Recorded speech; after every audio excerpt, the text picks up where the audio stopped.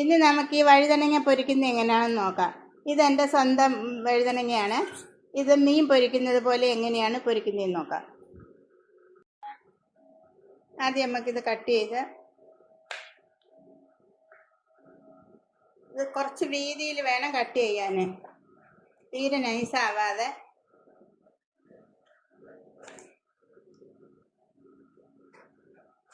നമുക്ക് അതിലേക്ക് ഒരു അരപ്പ് തയ്യാറാക്കാൻ വേണ്ടിയിട്ട് മുളക് പൊടി, മഞ്ഞൾപ്പൊടി, ഒരല്പം ഉലുവാപ്പൊടി, കുരുമുളക് പൊടി, ഉപ്പ്, ഇതിനാവശ്യമായ ഉപ്പ്, സാധാരണ നമ്മൾ മീൻ തേക്കുന്നത് പോലെ ഇതെല്ലാം കൂടെ ഒന്നിച്ചാക്കിയിട്ട് ഇതല്പം വെളിച്ചെണ്ണയിൽ ചാലിച്ചെടുക്കണം.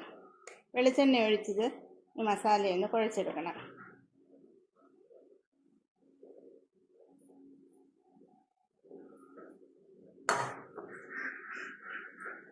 ശേഷം ഇത് നമ്മൾ ആ വഴുതനങ്ങയിലോട്ട് തേച്ച് പുരട്ടണം.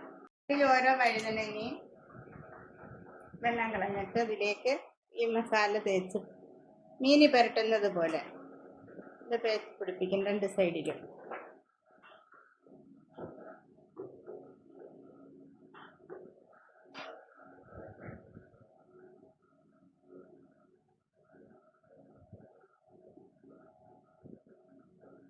തേച്ച് പിടിപ്പിച്ച് ഒരു 10 മിനിറ്റ് ഇത് വെക്കണം. ഇതിൽ ഉപ്പല്ല ഇതിനൊന്ന് പിടിക്കാൻ വേണ്ടിയിട്ട്. നമ്മുടെ ബ്രിഞ്ചാൽ മുഴുവൻ മസാല പുരട്ടി വെച്ചിട്ടുണ്ട്. ഇതൊരു 5 മിനിറ്റ് കഴിഞ്ഞിട്ട് നമുക്ക് ഇത് പൊരിക്കാം. അടുപ്പിൽ വെച്ച് അതിലേക്ക് കുറച്ച് വെളിച്ചെണ്ണ, നമ്മൾ ഷാലോ ഫ്രൈ ചെയ്യും പോലെയാ, അല്ലാതെ അങ്ങനെ മുക്കി പൊരിക്കുന്നതല്ല. എണ്ണ ചൂടാകുമ്പോഴത്തേക്ക് നമുക്ക് ഇത് ഓരോന്നും എടുത്തങ്ങോട്ട് വെക്കാം.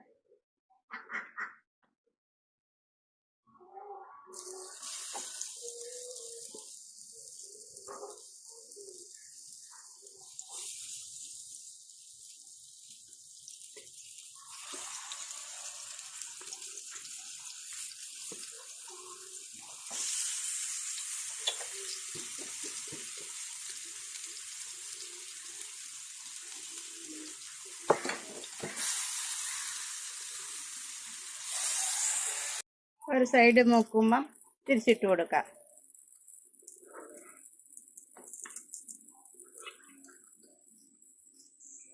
നമ്മുടെ ബ്രിഞ്ചാൽ ഫ്രൈ ആയിട്ടുണ്ട്. സേവ് ചെയ്യുന്നൊരു പ്ലേറ്റിലേക്ക് മാറ്റാം. നമ്മുടെ ബ്രിഞ്ചാൽ ഫ്രൈ റെഡി ആയിട്ടുണ്ട്. അടിപൊളി ടേസ്റ്റാണ്, ചോറിൻ്റെ കൂടെ കഴിക്കാൻ അടിപൊളിയാണ്. മീനൊന്നും വേണ്ട, മീനേക്കാൾ ടേസ്റ്റി ആയിട്ടിരിക്കുകയാണ്. എല്ലാവരും ട്രൈ ചെയ്ത് നോക്കണം. ഇതേ മീൻ പിച്ചിയതുപോലെ ഇരിക്കുകയാണ്.